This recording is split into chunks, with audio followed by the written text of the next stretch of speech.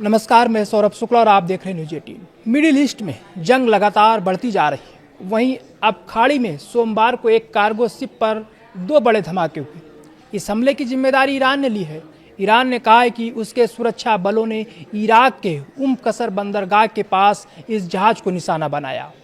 इराकी बंदरगाह कंपनी ने मीडिया विभाग ने इस जहाज को कसर के पास देखे जाने की पुष्टि की। इराकी अधिकारियों ने बताया कि ये हमला इराक के कसर पोर्ट से लगभग 40 समुद्री मील साउथ ईस्ट में हुआ।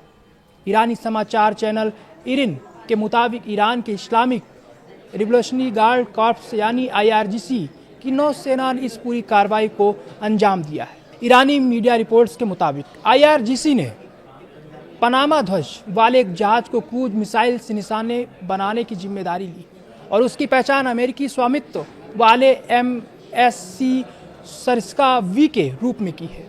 IRGC ने यह कार्रवाई ओमान के तट के निकट एक ईरानी पोत को निशाना बनाकर किए गए पिछले हमले के सीधे प्रतिशोध में की गई थी।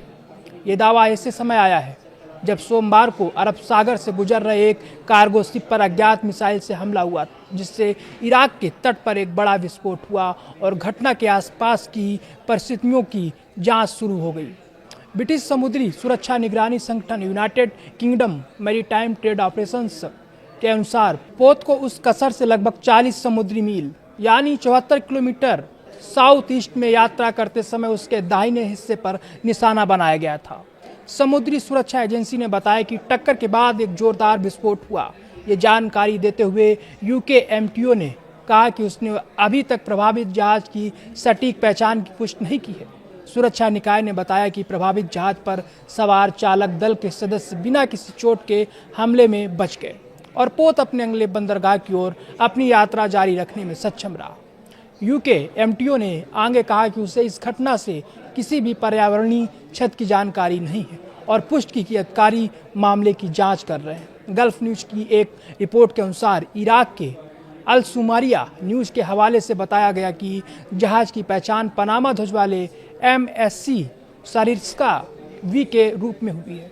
नेटवर्क ने बताया कि कसर बंदरगाह पर माल उतारने का काम पूरा होने के बाद जहाज इराक की क्षेत्रीय जल सीमा के भीतर बोया नंबर 5 के पास विस्फोट का शिकार हुआ।